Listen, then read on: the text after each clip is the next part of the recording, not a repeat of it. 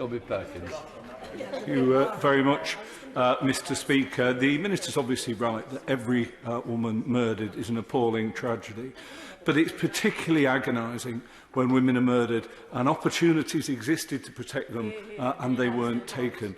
23-year-old Gracie Spinks was murdered in my constituency by a man who had been stalking her for months. She'd reported that to the police. A murder kit, what's been described as a murder kit, was found at the stables that she kept her horses, was handed in to the police, but no action was taken. And ultimately, at that very spot, she was murdered on the 18th of June. So there is a real sense of this urgency and this need for police forces to be consistent in their approach.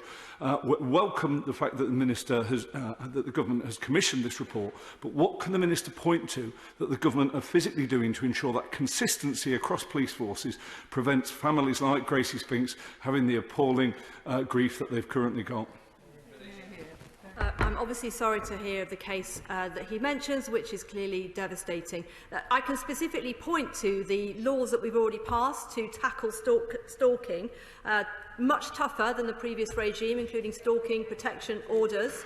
These are a vital part of our response. But in terms of consistency, which he and many other members have raised, it is important to stress again, this is why we have appointed a national policing lead, Maggie Blythe, to drive this consistency. We know that our forces doing an excellent job in responding to some of these horrific crimes, but some are not. And that is why we need to work across the whole of the policing community.